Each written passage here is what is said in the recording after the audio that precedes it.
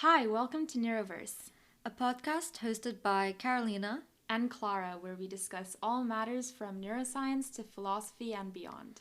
Today's episode is on subjectivity, and more specifically, emotional valence. And what I mean by that is the positive and negative emotions that we experience and whether we can measure it and quantify it and conduct any scientific experiments on this.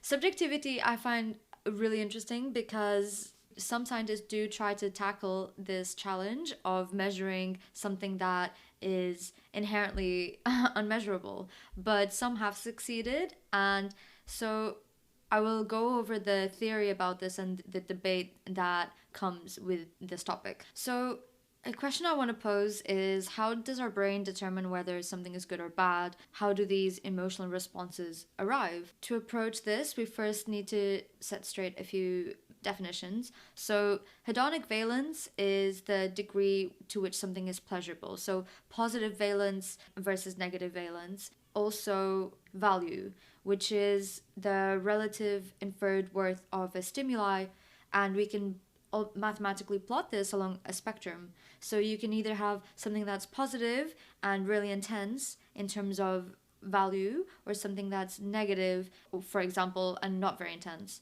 and vice versa. So just think of it as like literally like a positive sign or a minus sign if you want to look at it mathematically, and then just the degree of intensity. So some propose that environmental stimuli can have an innate valence, an innate value, and that no prior experience is required to have emotional responses to this. So I want to stop here already. And Is this true? exactly. I want to debate this and think about whether or not we can have innate valence. Can you think of an example where... Okay. Firstly, my immediate response to that is like, no. But my first thought was, say, food Okay. that's really bitter or something, and that we're not supposed to eat. Like, I know some people like bitter food, but something that we're not supposed to eat, and so we biologically don't find tasty, then we would have a negative valence aversive response. That's so interesting you say that, because Charles Darwin coined this emotional theory of evolution, where he essentially says that as humans we have evolved, our emotions have evolved alongside our other biological evolvement, and so the emotions that remain and our, I guess, innate responses to our environment are a result of evolution as well. Yeah. So what you say makes a lot of sense. Yeah, it definitely fits that, because of course, like, a lot of emotions should be biologically advantageous for our behavior to help us survive. Like smelling something gross and not wanting to eat it. Yeah. But then it's still so subjective, because if I think of basically anything else, it would be influenced by what we've learned. Exactly. For our beliefs. Yeah. So that's my next point. Then the other side of this coin is the debate that either all or some stimuli require learning. And a very easy example of this is the Pavlov experiments, which basically he would ring a bell every time there would be food, and then his dogs would eventually salivate just by the sound of the bell. Without the food. Yeah. And so I would just like to put this question out there to our audience, whether or not you believe we can have innate valence, or whether it needs to be learned, or whether it's both. Okay. I feel like I could talk about that for another hour. But... I know. Yeah, me too. The author remains very neutral in her arguments. And by the way, the main paper that I'm basing this discussion off is by Kay Tai. And I honestly think that this is one of the most beautiful papers I've read. I just really like the way she formulates her arguments, and her ideas are really clear. It's a really nice review. And the title of the paper is Neural Circuit Motifs in Valence Processing. Alongside with this paper, she has some really clear figures, which we'll include in our website, because I think it's a very clear understanding and schematic of how to computationally and conceptually understand this emotional valence. So another unresolved controversy when researching subjectivity and emotional valence is whether emotions are discrete or continuous. Yeah. So this is really cool. And there are... Wait, first, what do you think? Yes, great question. I was actually going to ask the same thing to you. Well, intuitively, I feel that emotions are on a continuous spectrum. I would definitely agree. Yeah. Yeah. I don't see how they can be discrete. Yeah. Although I know we conceptualize it in that way, like, oh, you're happy, you're sad. But I'm never happy the same way. Yeah, and so Ekman and Russell were the ones that posited this discrete argument. From a scientific vantage point, it would be easier to analyze and determine whether an emotion is positive or negative simply through a quote-unquote digital type of understanding, so very binary, very discrete, even though I personally believe that it's more of an analog type of experience, to use the terms that she uses in her review. Another thing that I remember she mentioned, which I kind of conceptualize as like, I think in a different way to what she was actually saying, but it's the fact that emotion and valence can act together to produce many different experiences, which could then, it could be thought that emotion and valence are more discrete. Valence, of course, is binary, positive or negative. But then together they can create different experiences, which could be like thought of as being on a spectrum. The example she gave was that of surprise.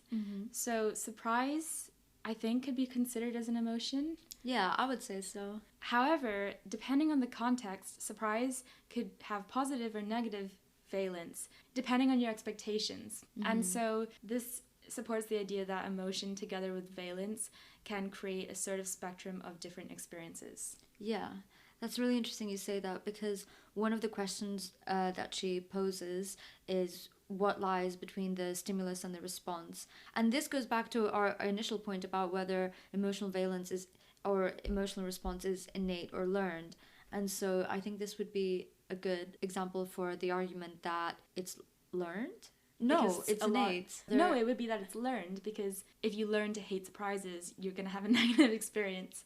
If you have a bad experience with surprise, you then learn in a way to hate surprises. You get another surprise, it's negative. But what about the surprise itself? Like, surprise, here's a cake, or surprise, you failed.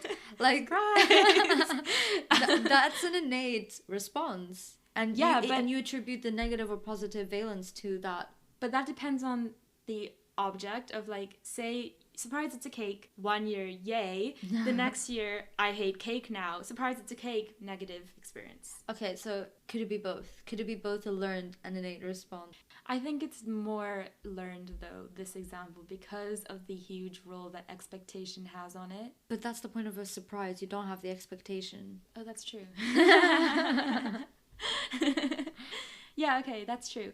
But then maybe not the role of expectation, but just previous memories.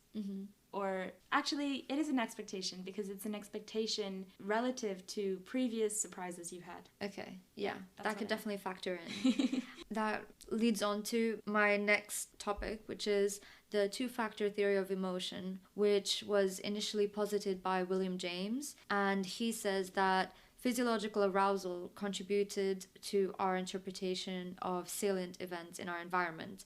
So essentially saying that our response to the environment, therefore our emotional response, is dependent on the conditions where we experienced it. And there's this famous misattribution study where males judged whether a woman was more attractive or less attractive, but this was undergone in different conditions. So the first condition was where a man had to walk across a bridge, which heightened the arousal, and therefore he ended up thinking that the woman was more attractive, versus men who didn't walk across a high bridge, who walked across a low bridge, and then thought the women were less attractive. So their physiological condition and response influenced their emotional interpretation and output. Yeah, I find this so interesting, and I was just constantly imagining men on bridges. Yeah. I think this study has been replicated several times with other things, such as driving a fast car, and anything that heightened your arousal would lead to a heightened emotional response. But it would heighten arousal, but perhaps it also changes something else, which is your impression of yourself. like your self-judgment, because maybe if you're on a higher bridge, you're like, I'm strong. Yeah. You know, testosterone levels are high. Yeah, but perhaps it's also like changing then your internal representations of yourself, which is changing your beliefs and opinions about others. That's so interesting. Yeah. It's so, okay. Yeah. But something else I found really cool about this concept is when she started talking about the importance of hunger. Because I think she gave another example of like judges in court giving decisions and how they were more likely to give a negative decision right before lunch, and then they had lunch and then it was positive again. And how much food and hunger influences your actions through physiological effects on your interpretation of events. Yeah. That's really interesting. And I think from a scientific perspective, where you want to be able to measure emotions, we need to think of models that account for all of these other factors, such as the stimuli, the conditions they were in, the difference between the output depending on the conditions that they were in, and perhaps then we can have some sort of error bracket that we can then understand how to measure something as subjective as emotions a bit better. And so the importance of this two-factor theory of emotion is that they posit that the salient or arousing stimulus occurs before valence processing. Yes. So you need to, first it needs to get your attention, and then you can assign it a positive or negative value. Yeah. And our emotional state, which influences just everything about our experience of being. And the starting point is, where does our attention go? Yeah, that's really interesting. Yeah. Okay. So as covered in the two-factor theory of emotion and how the subjective emotional experience and response is dependent on the condition that you're in and the physiological arousal, as posited by William James. And Walter Cannon criticized William James' definition of different emotional states and whether or not the physiological states affect the subjective experience. But with this observation, I would just like to briefly question whether this plays a role in determinism and free will, and whether or not our subjective experience, and due to the physiological state that we're in, is deterministic and not based on free will due to the external environment. As in, it's deterministic because of the external environment influencing our actions? Yeah. Interesting. This is definitely a topic I'd like to explore further in another episode, determinism and free will, because I feel like it's too big to cover in this one episode. Yeah, it definitely deserves an episode of its own. Yeah. And tied to this, there's also the idea of dualism, where the external environment affects your internal emotional states. And the external environment is a physical environment, and you could argue that your emotional experience is not physical. And so I guess this also ties to the mind-body problem, and whether or not it's dualistic or... Well, I suppose it's both physical and non-physical, because it's physical in the neuronal activity and anatomical circuitry that have been shown to underlie specific emotions involving the amygdala. Yeah.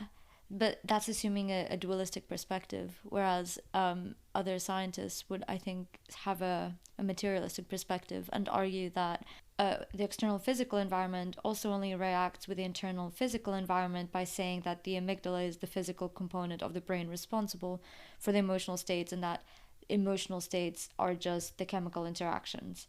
And so... Yeah, but as in, like, we as humans conceptualize what's happening at the circuit level physically, and then we also acknowledge that there is a non-material emotional experience, but like whether or not you view these as separate things in dualism or as a similar thing, like the same thing, like the experience results from the material mechanisms, that's materialism rather than dualism. I'm not sure materialism accounts for qualia and like experiences. I think everything in materialism is very reductionist, so like any emotional experience is reduced down to the biochemical interactions in the brain and not actually the non-physical emotional state that we are describing. Yes, but they can account for, like, I mean, it's not that with materialism there is no such thing as a conscious experience. It's not like we're not denying our experiences as humans. Yeah. We're just saying that these mechanisms are responsible for them. Okay. Yeah. I see what you mean. Yeah. Yeah. But I just found it interesting how the two-factor theory of emotion does indirectly relate to dualism and determinism. Mm-hmm. Yeah. Just thought that was an interesting observation. Pillars of thought. Yes. And so this leads on to the two-dimensional theory of emotion, where they propose two different scales. So either arousal or intensity, and then valence or hedonic value. So how intense an experience is, and then how positive or negative that experience is. And then this again ties into the fact that this could potentially be plotted along a spectrum, which for scientists that's really positive. Nonetheless, the controversies around emotional processing live on because it's difficult or impossible to test what would qualify as evidence for the subjective experience of emotion. And to tie it into a little bit with biology, what initially she described as the fact that there's been a lot of theories that posit emotional processing is binary. There have been studies that show in mice that there are some neurons in the amygdala, which is a hub for processing emotions, that there are neuronal populations that have a negative and positive emotional roles. So when testing these mice in different positive or negative contexts, these distinctly different populations kept occurring, and this has been seen by targeting immediate early genes and transcription factors. Yeah. So are you saying different neuronal populations encode positive or negative? Yeah, and that goes against our intuitive perception of emotions and how they could potentially be along the spectrum. Right, but doesn't it also depend on the proportion of neurons that are active in any one moment? Yeah, that's true. The ones that are positive versus the ones that are negative. Also, I was intrigued by this other idea of something which supports the continuous concept of emotions, which is that of neuromodulators. Mm-hmm. So they're chemicals in the brain that affect, on a relatively large scale, a population of neurons all at once. And so it's like this broadcast signal to a whole neuronal population. Okay, so say you've got like positive and negative neurons. Then you also have these neuromodulators, these chemicals that are released, and then they act on these neurons. But the way that they travel through the brain means that there's a gradient of neuromodulators, and the concentration may contribute to the encoding of emotions. So that's really interesting. Like many things in the brain, I feel like there's always a combinatorial code taking into account many factors, including the types of neurons that fire, where they are, as well as their firing rate, so like the temporal patterns, as well as then these neuromodulators in chemical gradient. So I think that definitely supports the continuous concept of emotions. Yeah, definitely. The last thing that really intrigued me was this concept of competing emotional drives. So positive and negative emotions competing with one another in the brain, and then how that influences our behavior. Because something I was not aware of before, or didn't think about before, is that reward seeking, which is a very human trait, is not biologically valuable. Like, it puts us in a very vulnerable state. Because of course, if you're put in the middle of nowhere and all you do is you go find the sugar and then you just spend your whole day eating, you'll probably die. Okay. You know, like, it's not very beneficial to survival if you're constantly reward seeking. And in support of this, the neural circuits that mediate negative emotions like fear, which really I would argue is a dominating emotion, dominate over the neural circuits that mediate reward.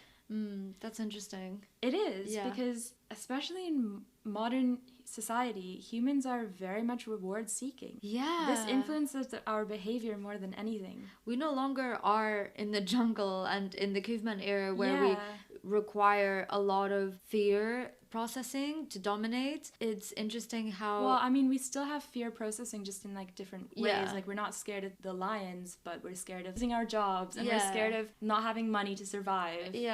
But it's less like immediate fight or flight. I think this also speaks to other anxiety and depression related issues that we have societally. That's interesting that the fear processing dominates over the pleasure seeking, which also relates to what Charles Darwin was saying, and how these emotional responses are the ones that have evolved over time because they're the most necessary ones. Yeah. And what you said about reward seeking behaviors, yeah, something I forgot to mention is how one of the main ways that we can measure, well, we try to measure emotional processing is ultimately due to the output. And so, like, either fear responses or reward seeking responses, which again speaks to the, let's say, epistemological challenge of really understanding what the innate emotional responses are, given all of these different factors that can influence the output of the emotional responses, and trying to figure out the most scientifically accurate way to quantify these responses. And perhaps it's not as simple as plotting it on a graph of a continuum, given that we need to take into account the physiological conditions, the whether it's innate or learned, and all of these other factors. But also it's technically easier to study if it's binary, because then you could like do an experiment, say with a mouse, see if there's fear, if there's learned reward behavior, or whether there's not. So it's like those are your outcomes, whether there is or there isn't. Yeah. It's so much more complex, and you won't come to conclusions if you're like, but what degree is there reward seeking, you know? Yeah. That's Maybe true. it's easier to understand the neural circuits that underlie this, or not only the circuits, but like the mechanisms in general, like the neuromodulators, and then quantify those. Yeah. If we're looking to quantify. And the amygdala as well. Definitely the amygdala. Before this episode, I hadn't thought that much about subjectivity because I didn't really want to go there in terms of neuroscience. But what I found really cool in general about this topic is I didn't realize how it's basically equivalent to emotions. Like subjectivity and our subjective experience is really defined by our emotion. Yeah, that's really true. And I think it's interesting how, you know, we have our own first person subjective experience of the world, and we may overlap with other people's subjective experience, but it's impossible for us to really have an understanding of the objective reality, and I think that's really cool. I would just like to end this episode with posing a question to the audience. If you think that subjectivity can really be measurable, and if so, what are your ideas? Thank you for listening.